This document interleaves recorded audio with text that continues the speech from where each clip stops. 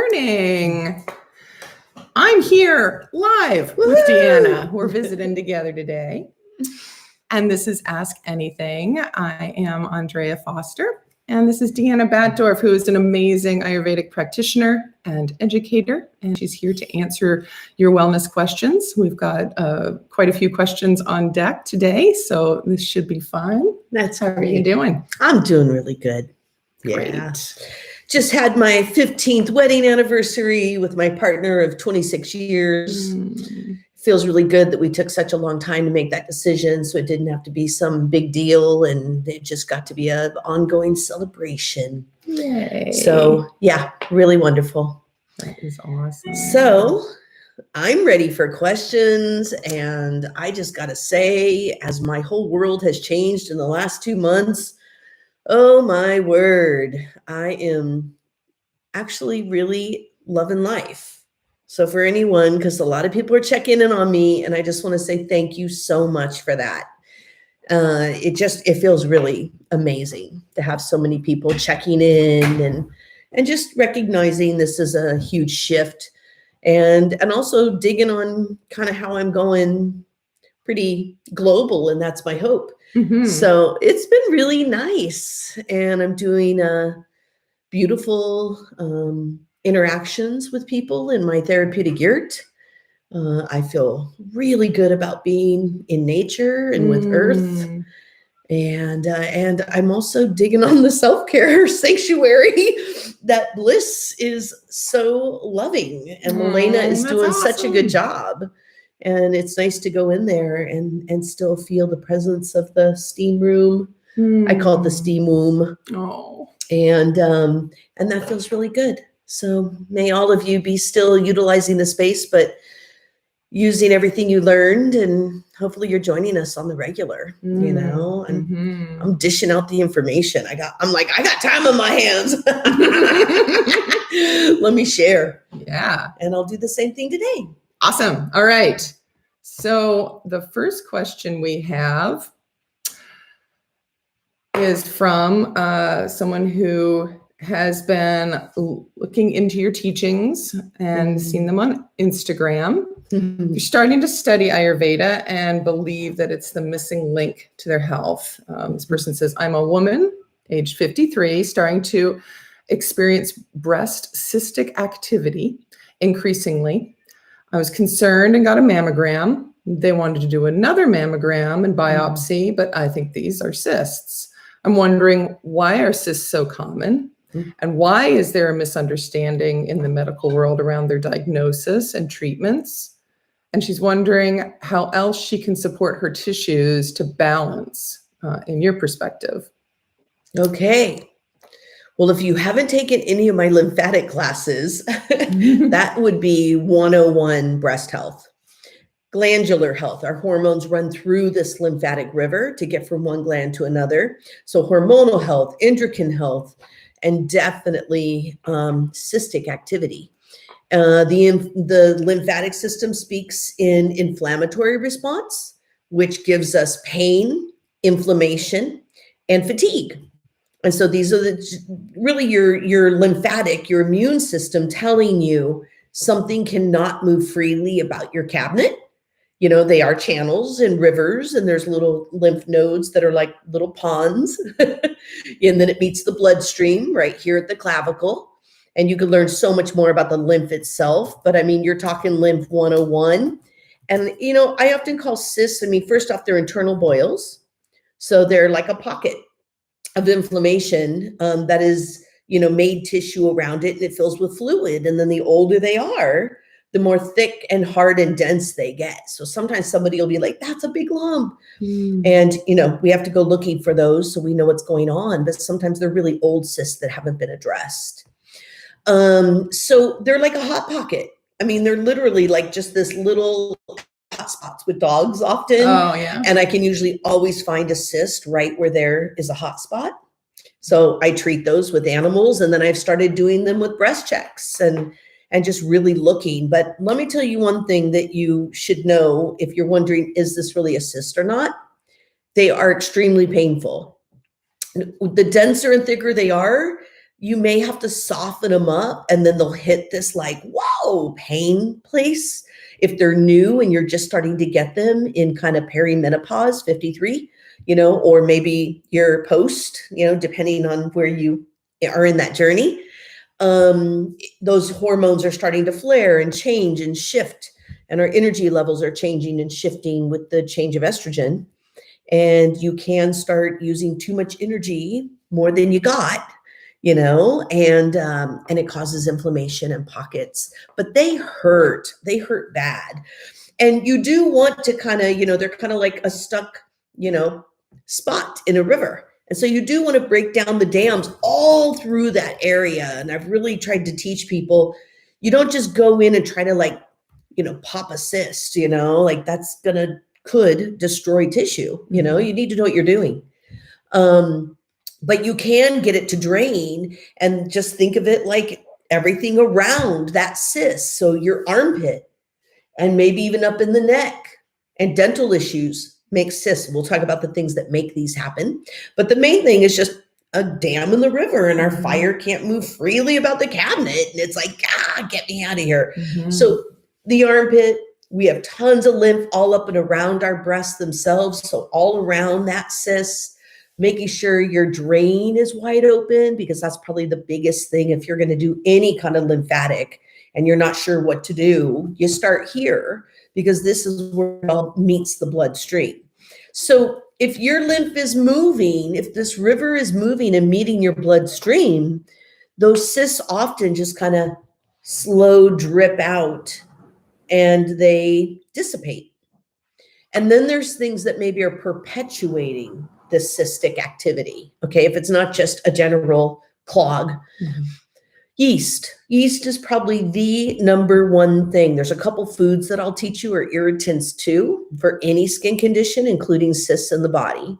But yeast is the number one thing I can connect. So if you're eating more sugar, you brought in grains and you were grain free, or all of a sudden you got a really good friend who's making you bread, or there's been a little more alcohol. I mean, these are just sugars, no judgment. They all happen for all kinds of people. Don't let anyone fool you. Everyone's got their vices. And that's okay.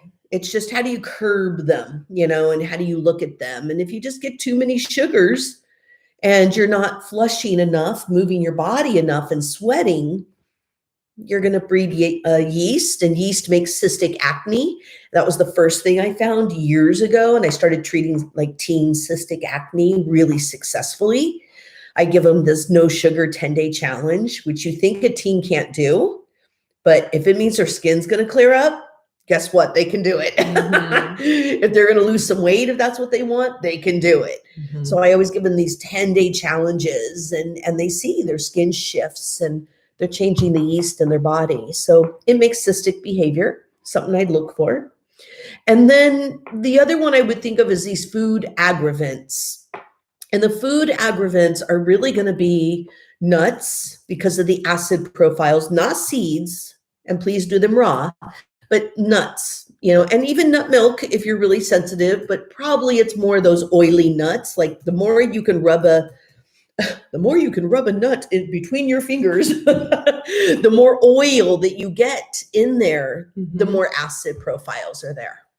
So really I'm kind of like, and even with seeds, like I roll hemp, meat seed in my hand, and it's juicy and wet and falls apart. That's super hydrating. Pumpkin seed, could I even do anything with it? And so we know that it takes a little more, they're dry, to break them down.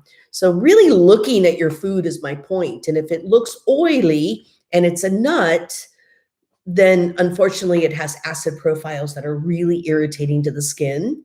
This can be a game changer, not with a cyst, but it can be a game changer with somebody who has herpes outbreaks. Like game changer. I feel very happy to have helped a lot of people, just being like, no nuts, let's see what happens from there. People eat handfuls of nuts as a snack, because they're great protein, and nuts are great.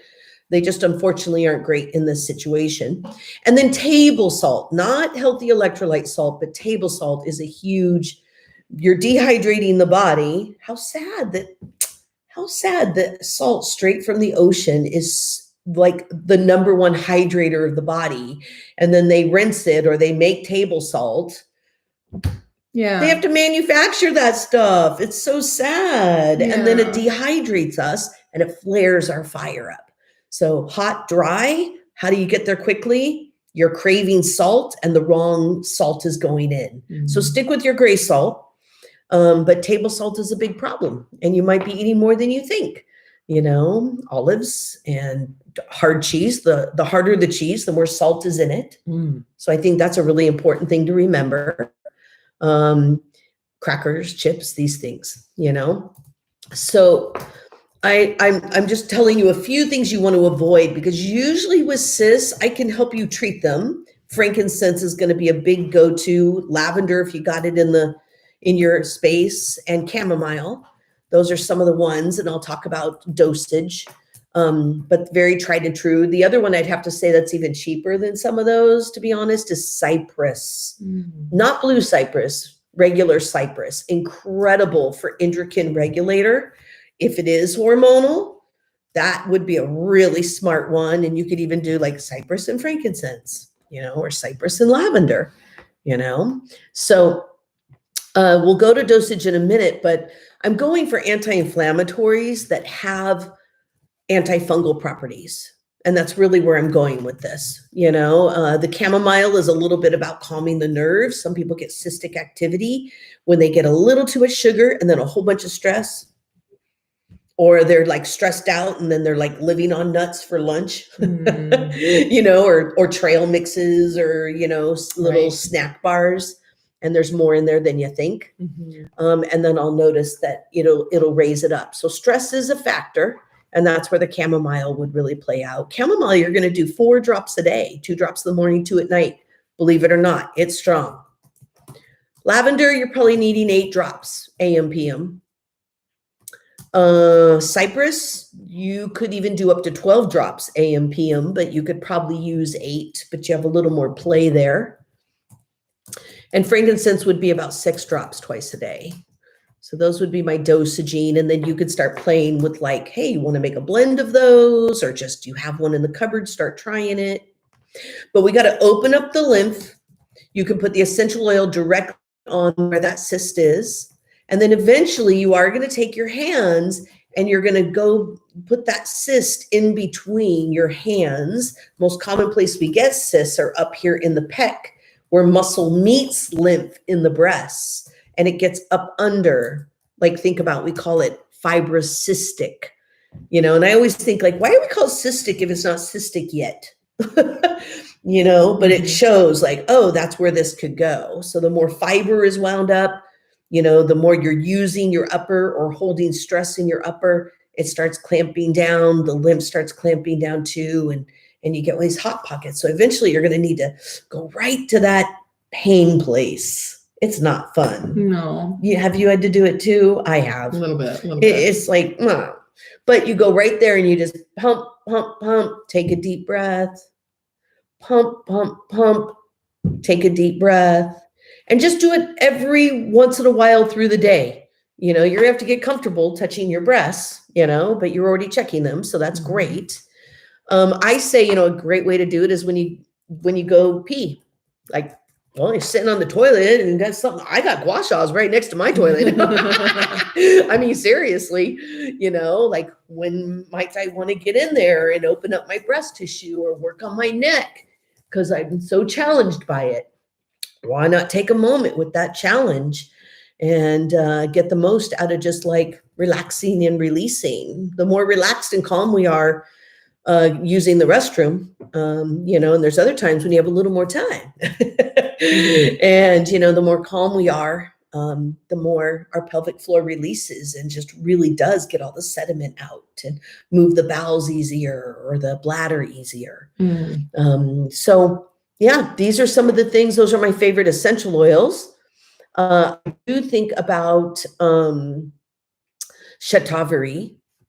And we have Shatavari powder. You just do 1 teaspoon in like a, you know, cup of water, you know, like pour hot water over it, put a lid on it, let it steep maybe 10 minutes. Don't strain it. You want all that fiber medicine to get into your gut, the plant, right? You want to get the plant in there. That's one of my favorite things about Ayurveda. And that Shatavari on the regular is amazing for cystic activity. And another endocrine regulator. I think that's an important thing to look at with like mentioning age. I think that's an important factor. And it's super nourishing. So it's cooling, nourishing. Yeah, Pitta minus. Yeah, so those would be some of my favorite things. I guess I could also throw some mint, dill, fennel, cilantro, and ginger for moving the heat out. So it's not just sitting there, but it helps disperse the heat. So those are some of my favorite cooling herbs. And then that ginger just has a very specific warming function of moving fire for you, which is such a cool thing that ginger does that. And ginger would be better raw. I don't know if y'all know this, but ginger changes its chemistry like most roots. The chemistry is changed. So, if you have ginger fresh, you have a cooling anti-inflammatory. And the more you cook ginger, and then if you dehydrate it and make ginger powder, it's even hotter. And then if you get ginger essential oil, that's the hottest, and you can't even put it straight on your skin. It'll burn your skin. So, ginger is just more warming all the way to downright heating, the more it's reduced or the more it's cooked. And so when you're thinking about it as a cooling agent, you want fresh ginger. Just grate it on top of your food or buy that ginger juice with the little ginger people dude on it. Yeah, I like the little dude. He's my friend. He lives in my fridge, but he does, and that pressed ginger juice is raw and it's just liquid, and I can just throw it in water. I can throw it in with my greens. I can throw it into a marinade. I can throw it into a salad dressing. Very user friendly, and it is fresh, unprocessed. Yeah. So those are some of my favorite things and what I would say about cysts. All right. Common. What was I think our statistics at the symposium, as I've been tracking it each year, we're at about, I think it was 69. I'm so sorry it's not in front of me. It might have been 67% of women. And these are educated like at the Women's Herbal Symposium, you know what I mean? Like, people. And I'm seeing, 67 to 69% of humans have cystic activity. And I find them on men too. Men just don't know to look, and they're smaller. Like if you identify with breasts and you have smaller breasts, you're going to have smaller cysts. Sometimes somebody will get one really large and then they're like, wait a minute, my breasts are different size. They're not just, people think cysts are more larger breasts, but they're any chest, any breasts, anyone with too much yeast or aggravate foods or their lymph isn't moving. So we want to be thinking very broad there too. I teach, people identify male and I'm like, hey, you still got to look for him, and make sure everything is really safe in there. Yeah. All right. Our next question comes from, I'm probably going to mispronounce this, Sataja. That's beautiful. A 26-year-old transgendered woman. I have some adult acne, sleeplessness, fatigue as of a past few years onset, and have been on hormones in preparation for transition surgery.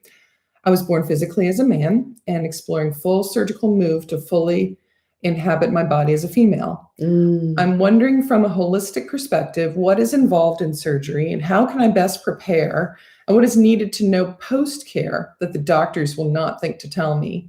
I'm concerned for the loss of sensation and overall impact of such a procedure. Male to female surgery involves removing the penis and testicles, creating a vagina from the skin of the penis and the urethra, and the head of the penis, known as the glans, is used to make a clitoris. In your experience, I feel anything after becoming a woman, what has your experience been working with others in the transgendered community? And can you suggest a post-care plan? Oh, I love this question. And you're all actually, you sound very much like you are on the right track as far as understanding how your body works and what you need to be considering. So that's really cool. Some people do go in just a little bit like, I don't know, do what you want. And then it is more complicated. So first thing I'm going to mention is the importance of Arnica montana. Arnica montana, homeopathic. You take 4 pills 4 times a day, and you actually want 30C. Okay, not 30X, 30C, Arnica montana. One of the most brilliant homeopathic. Now, the reason I'm going homeopathic for your main anti-inflammatory is because there's not as, using essential oils, there's things we could talk about, but using essential oils with hormones can be done. And I love doing that. But with surgery, it is complicated, and I usually have to let a lot of those meds and antibiotics like do their thing. And then I start bringing in essential oils, maybe a month later when you're in your mending period. And then we go through that, and we'll talk about mending too, because these are all very important. But Arnica is a long-term homeopathic, which means you could get on it now, and it'll just keep you from getting too much inflammation as you are introducing new hormones into your body. And then we have to remember there's other chemicals going in your body with those hormones. They are laboratory made, and I think that's an important thing to remember. So the Arnica keeps you from like getting all that inflammation from just having residue, medical residue, but medication residue really does do 2 things.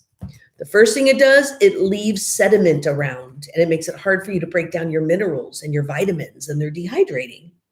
And, they have a very specific function. You just want to know that's their downside, is that they dehydrate and they make it where it's hard for you to uptake minerals because you've got medication sediment, residue sitting around your body.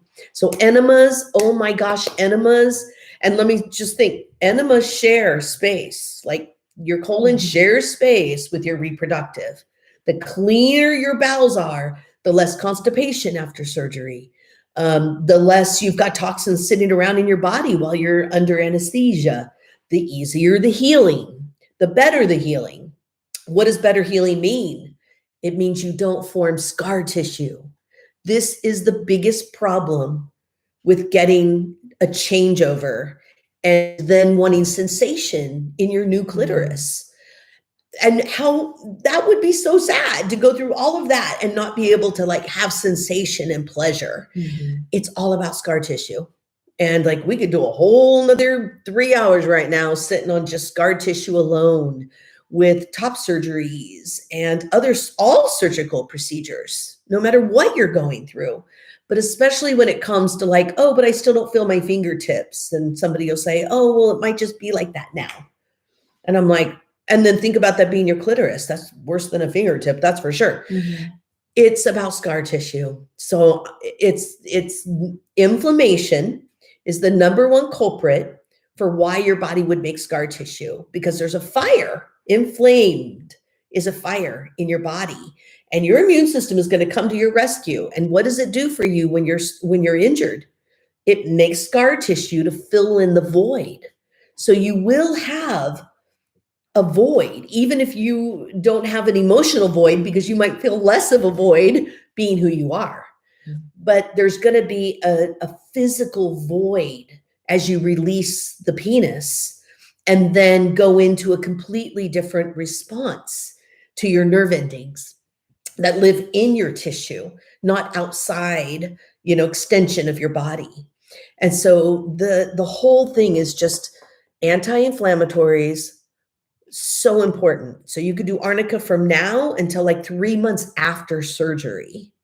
And you would just be dealing with this slow homeopathic, isn't going to affect your hormones, isn't going to affect your surgery. It's not going to change your anesthesia, your antibiotics, but it's just keeping you cool, calm, and collect. So your immune system doesn't see this as a trauma and then wants to fill up